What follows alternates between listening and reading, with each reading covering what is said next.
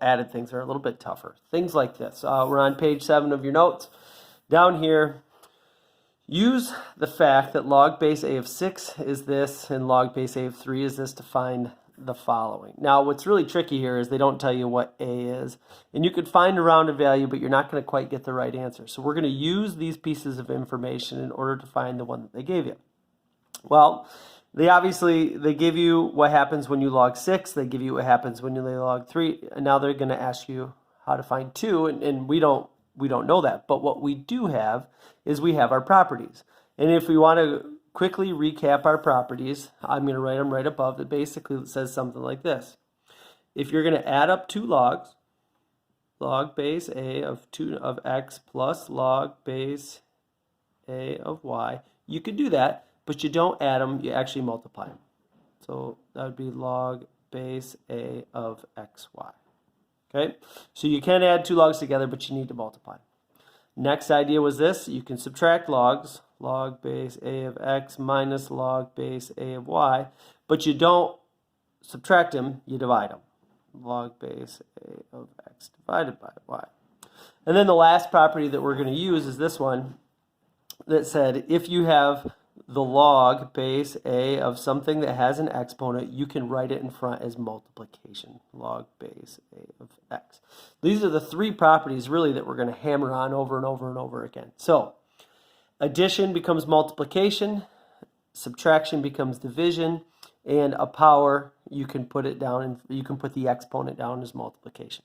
All right, so let's use these properties. And now a 6 and a 3. How could we create a 2 using a 6 and a 3? Well, you can't subtract, but you can divide.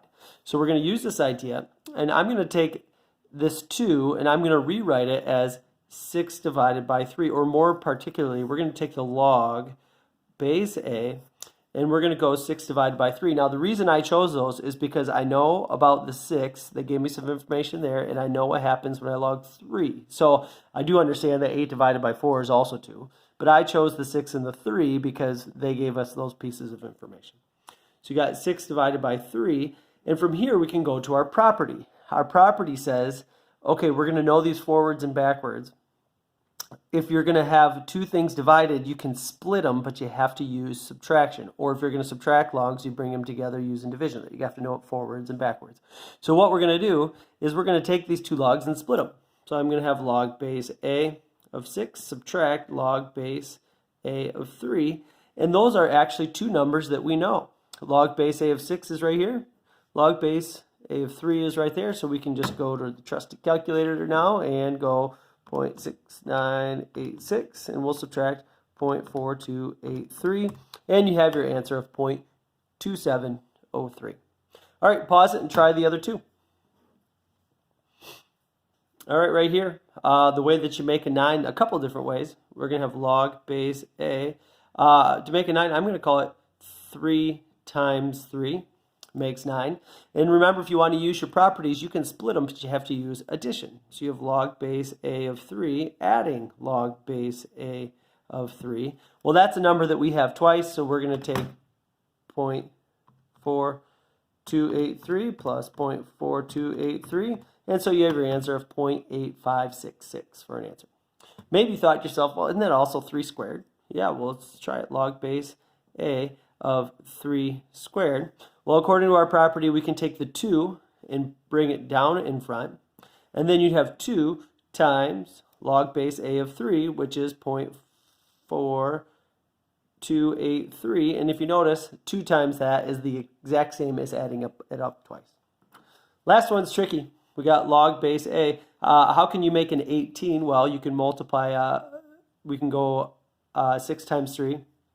So this is 1 over 6 times 3. Now we got to keep these, there's actually 2 properties going in here. We got to keep them straight.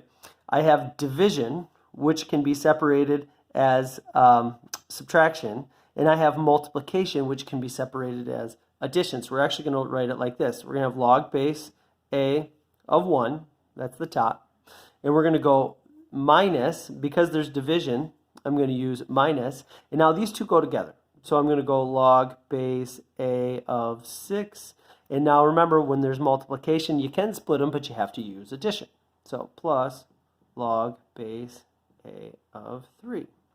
So log base A of 1. Well, it's not on here, but we do have a property that says anytime you log the number 1, you always get 0. Minus, take these two numbers and add them together. So we have 0.6986 plus 0.4283. That's what number goes in parentheses. So we can just go 0 minus that number.